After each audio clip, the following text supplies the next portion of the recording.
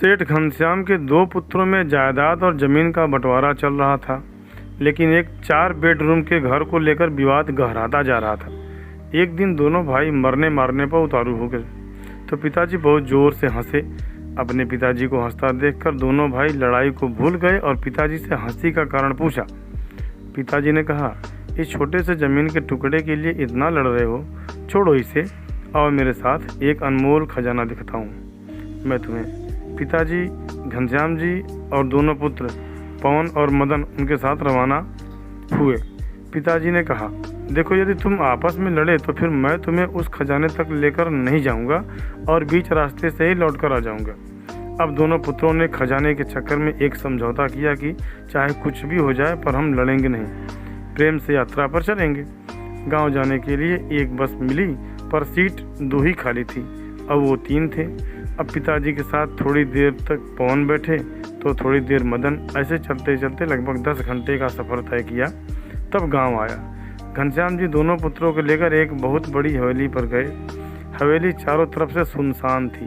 घनश्याम जी ने देखा कि हवेली में जगह जगह कबूतरों ने अपना घोंसला बना रखा है, तो वे वहीं बैठकर रोने लगे।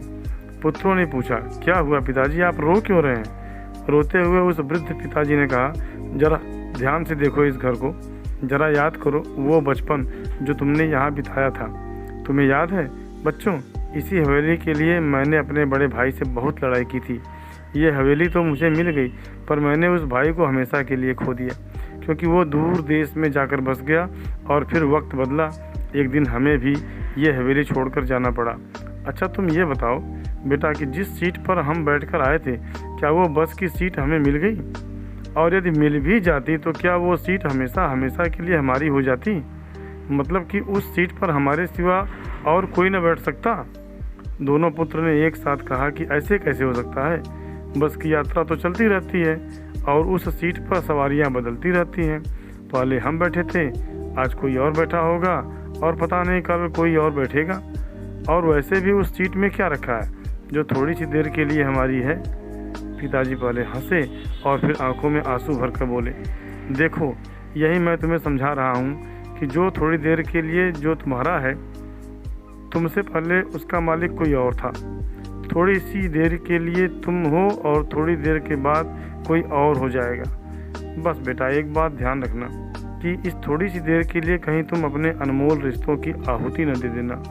यदि पैसों का प्रलोभन आए तो इस हवेली की इस स्थिति को देख लेना कि अच्छे अच्छे महलों में भी एक दिन कबूतर अपना घोंसला बना लेते हैं। बेटा मुझे यही कहना था कि बस की उस सीट को याद कर लेना जिसकी रोज़ सवारियां बदलती रहती हैं। उस सीट के खातिर अनमोल रिश्तों की आहुति न देना। जिस तरह से बस की यात्रा में तालमेल बिठाया था, बस वैसे ही जीवन की यात्रा में भी तालमेल बिठाते रहना। दोनों पुत्र पिताजी का अभिप्राय समझ गए और पिता के चरणों में गिरकर रोने लगे। पत्थरों के शहर में कच्चे मकान कौन रखता है?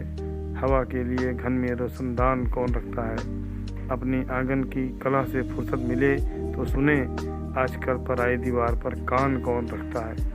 हर चीज़ मुहैया है मेरे शहर में किस्तों पर, अपनी हसरतों पर लगाम कौन रखता है? बहला कर छोड़ आते हैं वृद्धाश्रम में माँ बाप को, अब इस दौर में पुराना सामान कौन रखता है?